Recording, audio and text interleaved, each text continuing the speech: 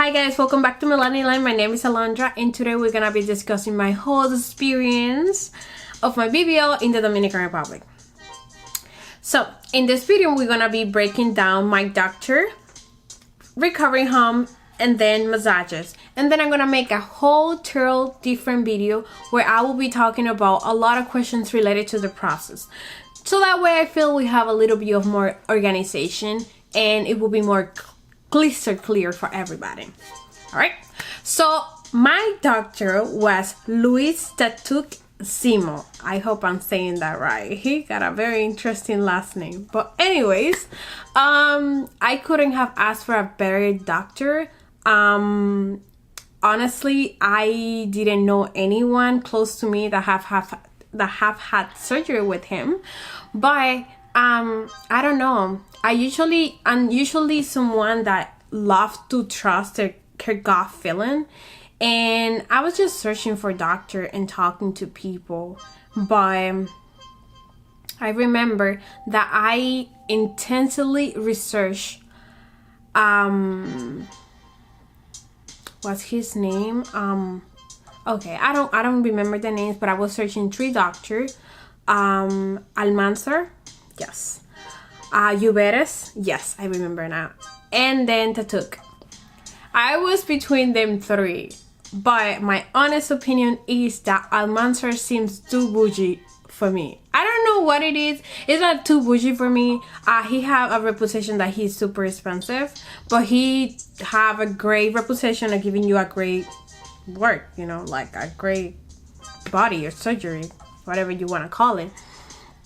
But the thing with me is like, I don't know, I'm someone that I like to feel comfortable, and I like people to spend time with me and like walk me through the process in a way that I will feel comfortable, like be warm, you know. I need somebody warm in order for me to feel comfortable.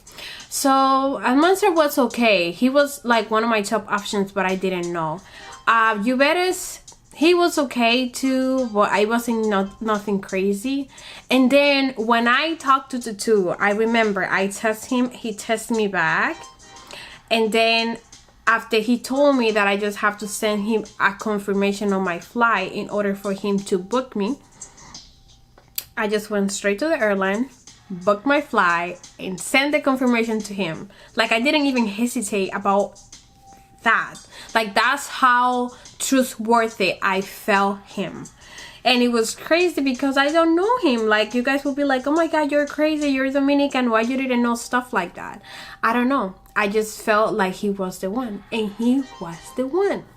So I booked everything with him. I got prepared. I got to the Dominican Republic, and in the payment that I pay, which I'm gonna discuss a little bit later, it was included 2 nights, transportation from the airport, and everything related to the surgery, like all the tests that they have to do, you know, anesthesia, the doctor fee, all of that. And with the 2 nights that you have to stay there, which is a great thing, by the way, because most doctors, they just include you 1 night where you get there, right? But nobody's like keeping track of you. What I say keeping track? I say keeping track because when you're gonna get a surgery, you're supposed to stop eating at certain time and like literally like not drinking anything at certain time. But some people are crazy, they do dumb stuff, and then it's when you hear all these stories going around, oh my god, this girl died, oh my god, this happened. But it's because people don't care and they act crazy.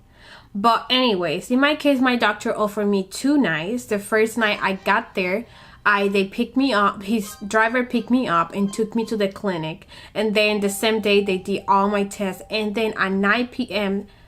I was cut off of all the food. But before that, they're literally like, oh my god, gave me so much food. I ate like crazy because I knew I couldn't eat until who knows when. So my room was really nice. I was really comfortable. I'm gonna attach a video showing you guys the room and everything.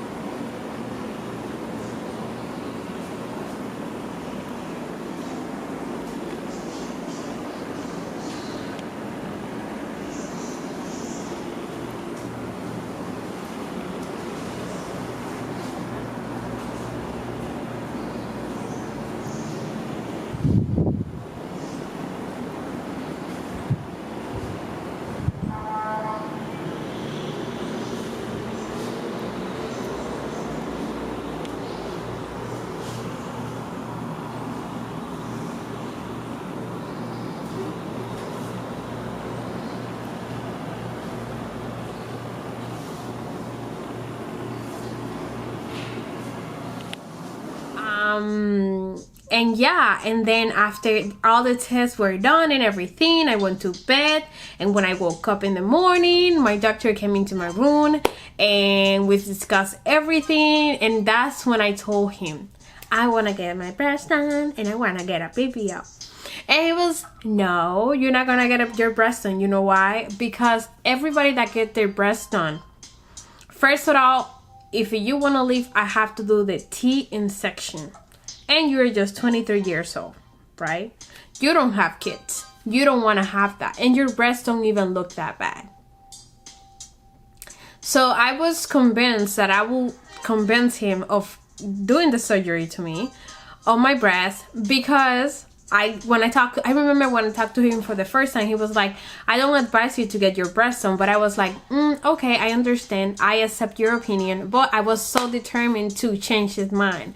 But when I got there, he was like, he explained everything. He showed me samples. And he was like, it's not that I don't want to do the surgery on you. I, of course, want to do the surgery. I want money. But in your case, I advise you. I promise you, you won't be fulfilled with the results. After that, I was like, you know what? Okay, that's fine. I'm gonna listen to you. I'm not gonna get my breast done. I'm just gonna get the BBL. It wasn't just that he changed my perception or anything. It's just that it made sense. Whatever he said, it does make sense. And thank God, I'm so grateful that I didn't get my breast done, because after my surgery, I noticed that my breasts look better. You guys can even see it. My breasts are more pukey because the fat that I have under my ribs make them look uglier, you know. And now that I don't have that fat there, they look puker and more pretty and natural. And that's something that you cannot buy anywhere, that natural sensation. So I will be grateful about that decision, about the advices that my doctor gave me.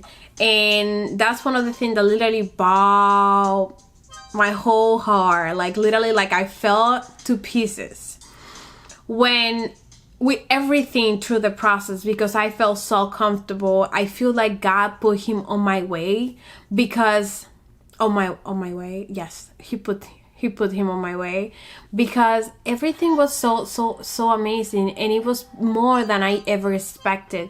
And it's just I can just say it to you guys, but I'm not even getting anything from this. I'm not getting any type of commission or anything for talking about him. I'm just saying it's hard to get what I got. I'm pretty sure not everybody's gonna have the same experience, but I can say I have no complaints whatsoever. Alright, so after my doctor saw me and everything, they got me ready, and they took me to the surgery room. When I got there, I remember he took pictures of me, of there before, and then they put me on the bed. Alright guys, so as far as I remember, he deposited some type of medicine through my veins, but I'm sorry, I'm just trying to remember everything right now. But that was something equivalent to something that a lot of people mention that is called the blue pill. The blue pill will be like the before the anesthesia. It's like what prepared your body before the anesthesia. But in his case, I wasn't the blue pill like literally knock you down. You fall asleep and you most likely will wake up after the surgery is done. In my case, they didn't sleep me. They didn't put me to sleep. I was awake during the whole surgery. The only parts that were numb was from my breast down. Like from my breast down, I couldn't feel anything, but I was able to move my head and feel everything that was happening. Everybody that I tell that I was awake during my whole surgery, they think I am crazy. Oh, my doctor is crazy. But honestly, guys, I prefer everything. I literally prefer everything the way it happened, because I have never had surgery in my life. And that was one of the things that I was more terrified about, because a lot of people, they go to bed, they get their surgery, and they never wake up. And that was very, very scary to me. So I was awake during my whole surgery. After they put the medicine through my veins, they just like put the soap before the surgery and everything, and they were getting ready. And then they put a curtain in front of my face so I couldn't see anything. And then I was just there laying, looking up and stuff. There was somebody by me, kind of like testing my my heart, my pressure, all of that. And they were having a blast. They were having a party. They were having a blast while they were doing my surgery. They were singing. They were having a great time. It was really, really nice to hear them all. It was so calming, actually. It was so calming. They were listening English music, actually, if that makes you feel better. You know, it wasn't Dominican. I mean, they were talking a lot in Spanish. Yeah, it was really, really comfortable. So I fell asleep for half hour, and then I woke up like 15 minutes before they were done. My surgery lasted around an hour and 15 minutes to 2 hours. I don't exactly remember. I just remember that when they were done, like they start with the front part, and then they flip me, and then either or, it was whether they start with the back, I don't know. I just remember that at the end, when they were done with the surgery, they put me up, and I was like a mommy. I was like, just stand up, and I was like a mommy. And I remember I looked down, and my stomach was so freaking flat. My stomach was so flat. I have never seen my stomach so flat in my life. I don't even remember. And I was like, oh shit. I remember he showed me pictures that he took of my butt, and I was so freaking excited. Whatever. So after that, they took me to my room, and I wasn't feeling anything. Like I wasn't feeling anything. Nothing. And it was so funny because my legs were like this the whole time, and I was trying to like move them, but I couldn't do anything. It was just like a funny sensation. So after that, I remember that the first night it was okay, but when I woke up the next day, the only thing that I would cry about, it would be my back. My back was killing me. Like killing me. And everybody that walking into my room, I would tell them, can I please stand up? Can I please stand up? My back is killing me. Everybody would tell me, oh, you have to wait, you have to wait, you have to wait. Until this nurse came in, and I asked her, please, can I stand up? My back is killing me. And she was like, yeah, that's fine. When she held me to stand up, I almost fell on the floor. That's how dizzy I was, because my body was just like, you know, going through it, getting used to understand what was happening, because a BBL is a trauma. It is a trauma, because they're removing all the fat that are between your skin and your muscle, and then your skin is literally dancing in the air, and then your muscles are there trying to attract it, but everything have to be built up, and that's why it hurts so much, and that's why it gets hard. But anyways, I remember on the second day I left to the recovery house. When it comes to the doctor, another thing was the medication. I paid $200.50 for the medication, additional to what I paid for my surgery. For my whole surgery, I paid $3,200 plus $250 for the medication. I feel like it's a very reasonable price for everything, and I wanted to show you guys something. So they gave me the medication on this cute bag right here, and it have a cushion that it says, hold on. It says Team Tactuk. I don't know if you guys can see it clearly. Team Tactuk. And I felt like it was so freaking cute. I usually love stuff like that. It was so freaking cute. And over there I have all my medication, and he gave me a note of all this stuff, how I have to use it and everything. They also gave me two shots that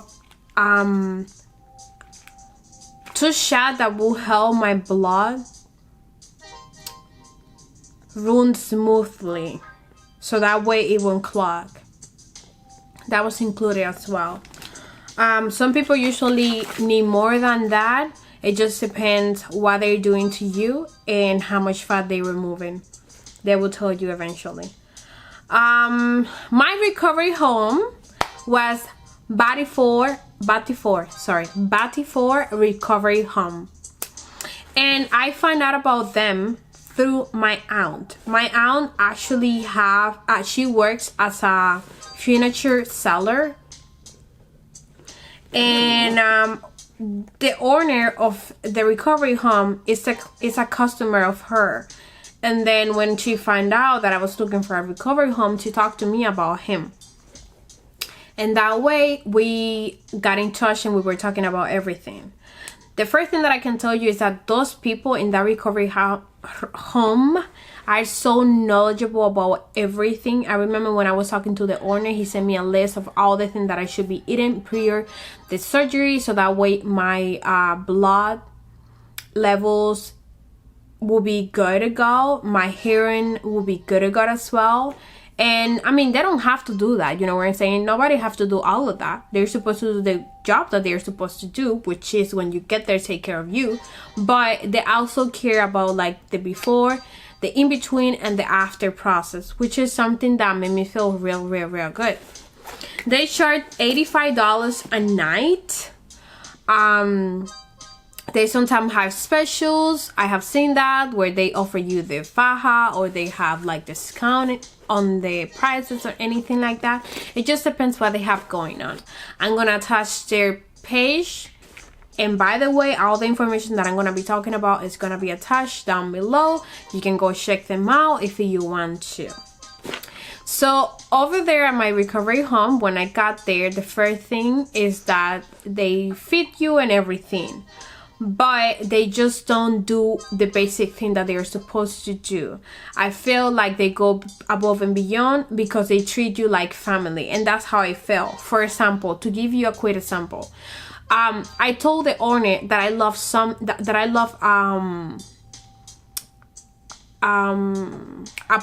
a chips potato from the Dominican Republic that are called ojuelitas.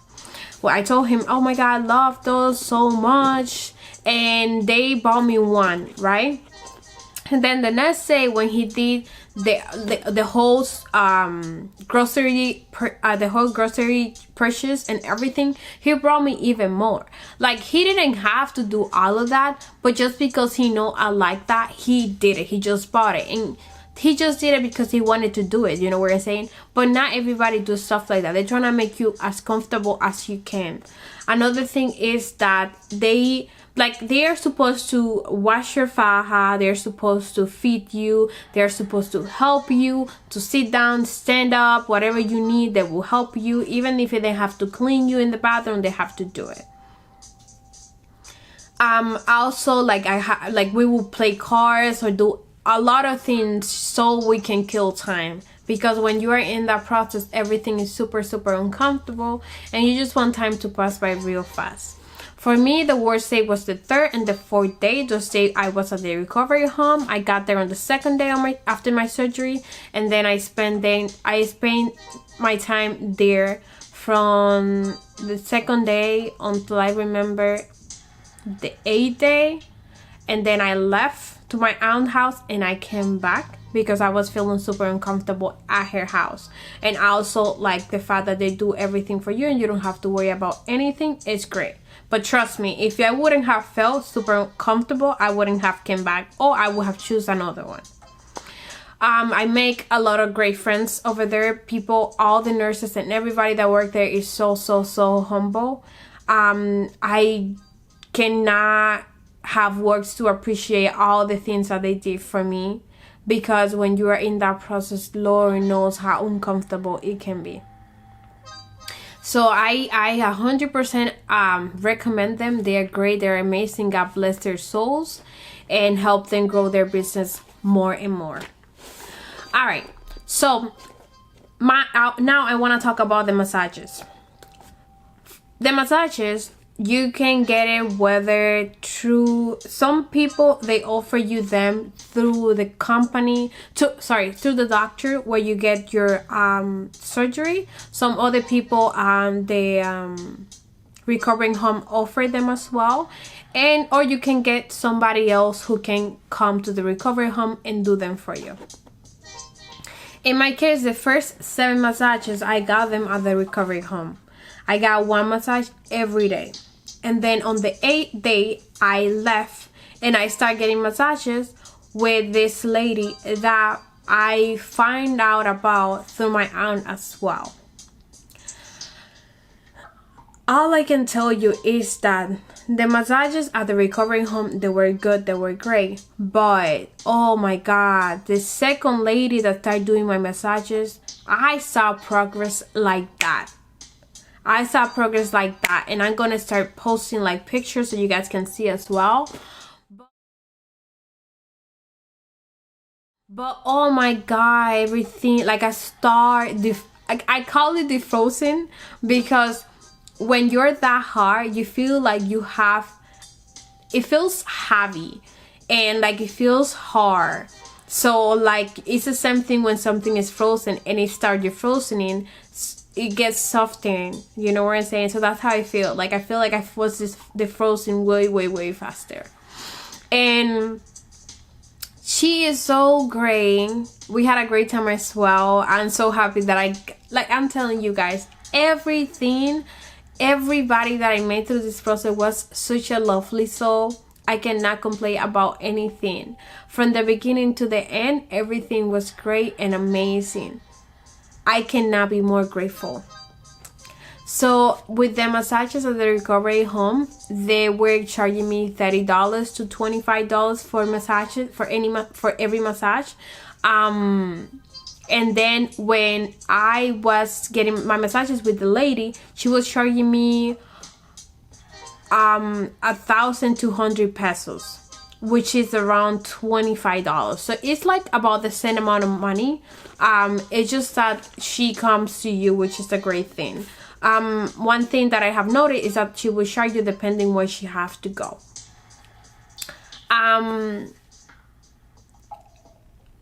She just speaks Spanish, she don't speak English, but she told me that she knows how to get around just in case somebody talk to her in English, you know, like she have friends and stuff that can help her out and family members. So big thumbs up for her as well. And anyways, like if you have to like contact her or anything, at the recovery home, people like there's always someone that speak English, so you can get around like that. The process, I'm just trying to double check to see if I'm missing anything. Because in this video, everything was very simple. I just wanted to break down doctor, recovery home, and massages. Also, the pain level when it comes to the massages. It is painful, guys. It is painful, especially the freaking sides. And everybody told me the same thing. The sides when it comes to liposuction is the freaking worst. Why? Because that's the part where they're doing the shape. That's everything.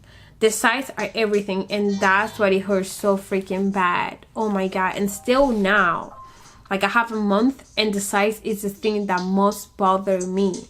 Jesus Christ, only Lord knows. But the good thing about the massage is that at the beginning it hurts so freaking bad, but with time it starts feeling better and better and better in a way. Sorry, let me drink some water.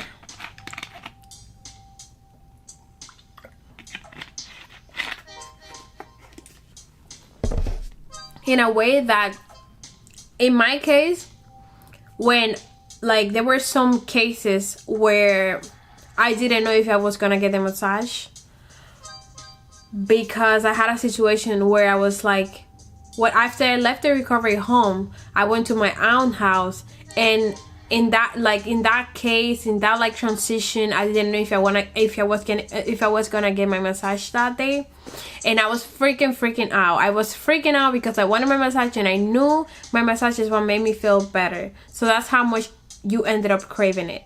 It hurts, but massages is what help you see the results faster. So you get addicted to it because you want to see results as fast as you can, because you want to get hype about your body. You spend a lot of money. You've been through hell, so you want to see what you got. Like, you want to see as clear result as you can.